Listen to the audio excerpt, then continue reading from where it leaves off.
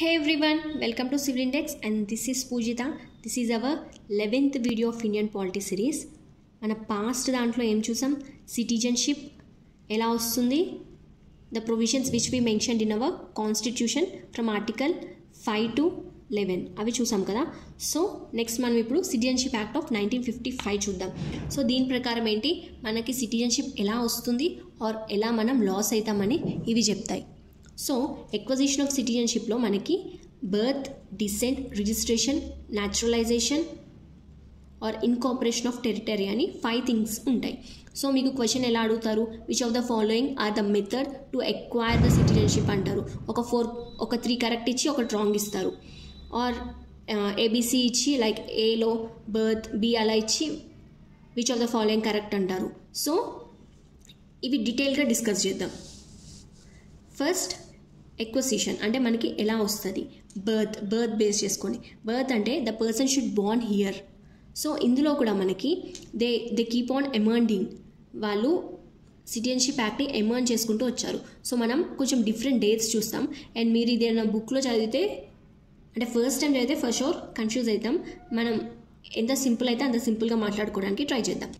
So 26 January 1950 to 1 July 1987 ఈ మధ్యలో ఇండియాలో బోర్న్ అయితే వాళ్ళకి కండిషన్ ఏంటంటే any person Born in India irrespective of nationality of their parents they will get the citizenship.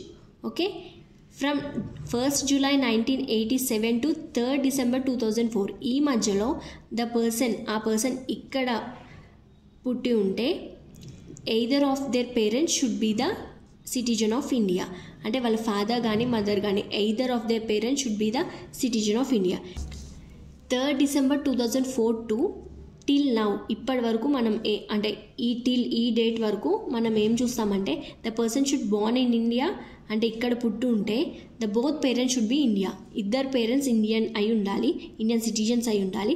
Are if one parent is Indian citizen అంటే ఒక parent Indian citizen అయితే at least the other should not be the illegal migrant at the time of their birth. At least other illegal migrant అవ్వకుండా ఉండాలి. Okay, this is about the birth అంటే ఇక్కడ పుట్టిన వాళ్ళు అంటే మ్యాక్సిమం మనమందరం దీని కిందకే ఇండియన్ సిటిజన్స్ అయి ఉంటాం. సో నెక్స్ట్ బై డిసెంట్ అంటే they are born outside the India అంటే ఇండియాలో పుట్టలేదు but outside the India. వాళ్ళకేం కండిషన్స్ వస్తాయంటే 26 జనవరి 1950 టు 10th డిసెంబర్ 1992 ఈ మధ్యన వాళ్ళు పుట్టినట్టయితే and they born outside the India అయితే their parents or their father was citizen of India at the time of his or her birth. అంటే అతను పుట్టిన టైంకి his parent or his father particularly should be the citizen of India.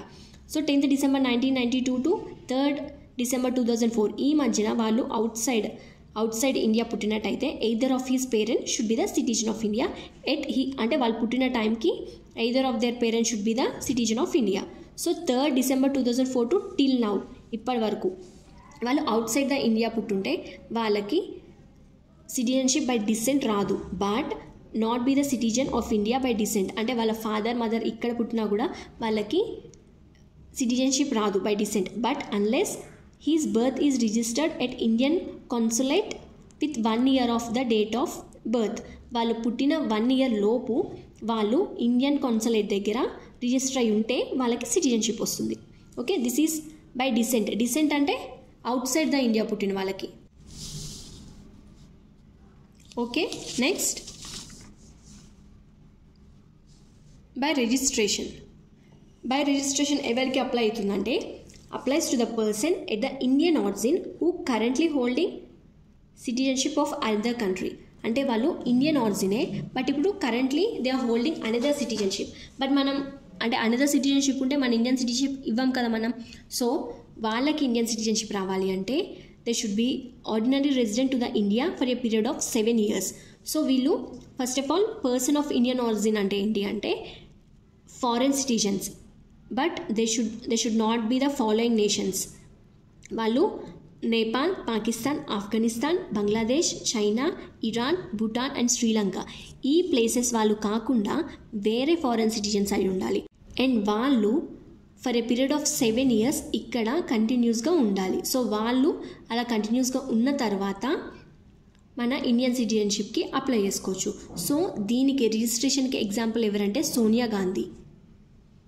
Okay, next by neutralization ఎవరికి applies to the foreign nationals who do not have the Indian origin.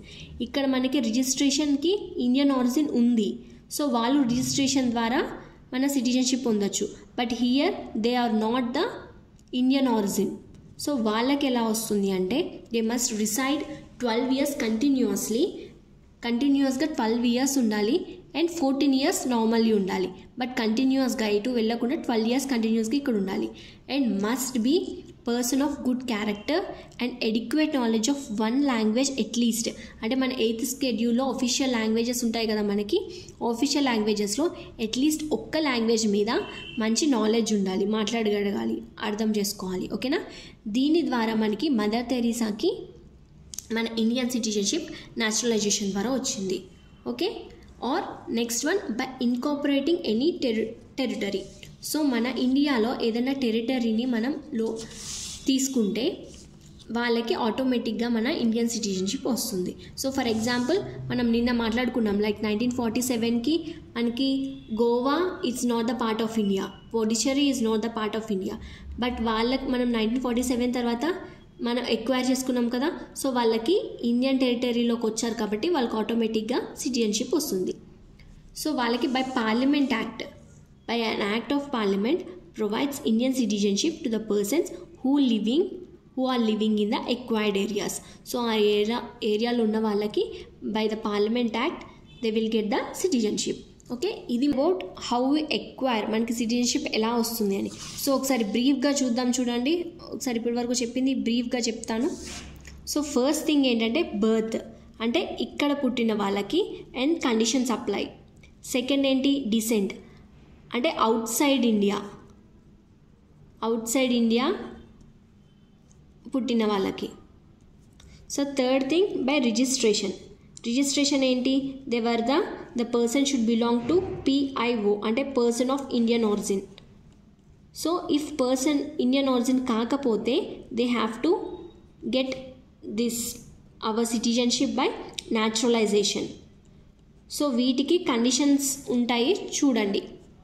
Okay, fifth by acquiring any territory, ఏమైనా territory మన ఇండియాలోకి acquire చేసుకుంటే వాళ్ళకి ఆటోమేటిక్గా citizenship వస్తుంది. This is the ways how we get citizenship.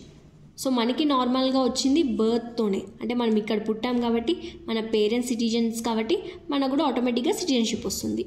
Okay, this is how we get the citizenship. And now losing, ఎలా పోతుంది.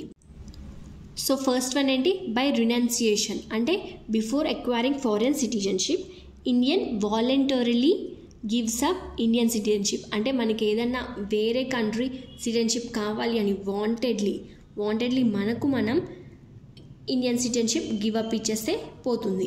And by termination అంటే ఏంటి, మనం వాలంటరీలీ ఇవ్వకుండా ఏదైనా వేరే సిటిజన్షిప్ మనం ఎక్వైర్ చేసుకుంటే ఆటోమేటిక్గా the union government will cancel our Indian citizenship. Union government terminate citizen of India from Indian citizenship if we acquire foreign citizenship without giving up Indian citizenship.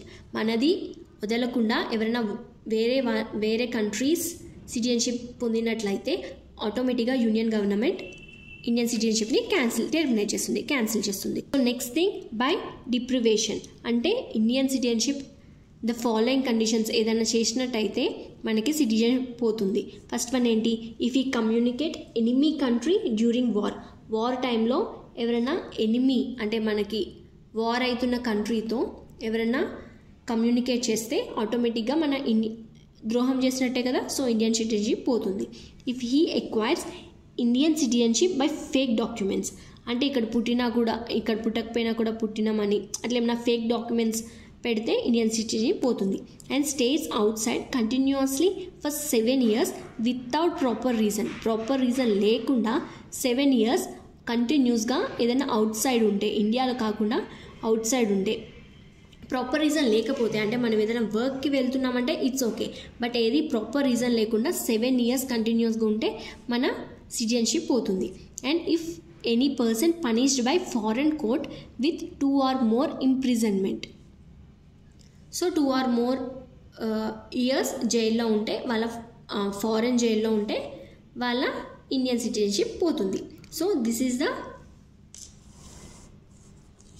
Things how we will get the citizenship and how we will lose the citizenship. So మీ questions ఎలా అడుగుతారు, which are the following the ways we get the citizenship, or registration అంటే conditions ఏంటి, or naturalisation అంటే conditions ఏంటి అని అడుగుతారు. So the ways how we will lose the citizenship అని అడుగుతారు. Okay, this is the things about we have to know about the citizenship. So I make this as short and as brief as possible. And ఇది first time వింటే like ఇవన్నీ conditions clumsy ఉంటుంది. So I tried my level best to make it short and as understandable as I can. Hope you like this video. Hope so. Do share and subscribe to Civil Index. Thank you.